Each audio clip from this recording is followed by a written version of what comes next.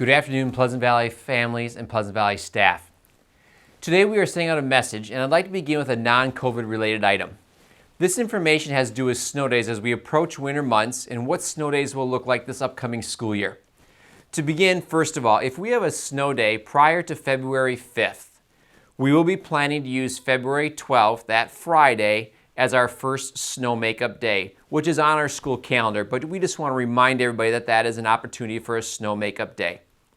Should we have a second day of a snow day prior to February 5th, we will then use Friday, June 4th as our next date. So our two dates for snow makeups would be Friday, February 12th and Friday, June 4th. Should we have no snow days prior to February 5th, but one after that, then we'd just be using Friday, June 4th as that date. So please stay tuned and keep that as we move into the winter months. Just want to make sure everyone's on the same page when it comes to snow days moving forward. Second of all, I just want to update you on our last video message that we had.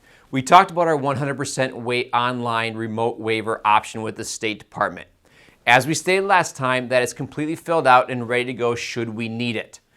But just to give you an update on where we are at today. As of today, our student absentee rate is at 8%, our staff absentee rate is at 5%, and our Scott Community 14-day running average is at 19.2. All three of those metrics are moving in a very positive direction.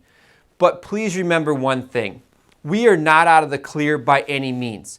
Our community is still very stressed in everything that we're looking at. Please remember our doctors, our nurses, and everyone who's working so hard as our hospitals and our emergency rooms are still very full. So continue to stay masked up, continue to take all of our metrics and all of our things to mitigate what we are doing. We greatly appreciate your help there. As a district, remember some of our key numbers is when we start hitting 15% absentee numbers, that really stresses our community and what we can do within our schools. So continue to move in the right direction. Hopefully the waiver is something we do not have to apply for, but we are ready should we have to do that and should we see a great spike over the next couple weeks. Third thing I want to talk to you about today is the following. I want to start with an optimistic view of where we could potentially be. When we started this school year back on August 23rd, our goal was to try to be open 100% at some point this school year, but to date that has not been a possibility because of all the things that have transpired. Right now, our goal still is to get there. At this time, what we are looking at, let's start with elementary. If possible, we would love to open up our schools for the third reporting term on February 16th in 100% for our students. Is that possible? We don't know, but that is still our goal. We will be sending out a survey to our elementary parents on January 14th, like you've seen before, with the attendance of what model you're in now and what model you might be moving towards. We will use that information at the end of January, along with where we are as a community, to help us make a decision as to what the third reporting term will look like for elementary. For junior high, we have the same optimistic goal. Right now, we know we are in the hybrid model, and we made some adjustments at the junior high with our schedules to allow some teachers to be doing online work and other teachers to be working on focusing on students in the classroom on the hybrid model.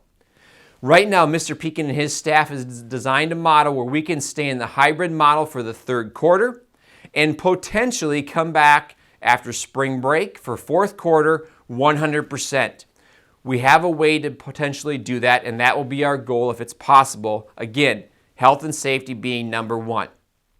That brings us to our third piece, the high school. We are sending out a survey later today that'll ask you regarding the model you'd like to be in coming second semester. The high school is completely different from the other models. Because of scheduling and the amount of work that it takes to put a schedule together for all the elective courses and all the courses teachers have, we are going to have to, at this point, stay in the hybrid model for the entire second semester. Because once we design that schedule, we cannot blow that back up for the fourth quarter. There are too many variables that go into play. In addition, all of your children at the high school will start registering for classes for 21-22, and the schedule we have to create starting in February and March for that as well. So in the survey we are sending out to high school families today, we'll be asking you, do you want to commit to the hybrid model for second semester or 100% online. That'll be the options. Please know there are lots of variables that go into that decision, and as much as we'd like to be optimistic to be able to bring them back 100%, the structural components do not allow that to happen. So please watch for that. Moving forward, thank you for all that you have been doing again. Continue to stay safe, and if any time you have questions, don't hesitate to reach out to myself or any of the building principals regarding what second semester or the third reporting term will look like. Thank you, be safe, and take care.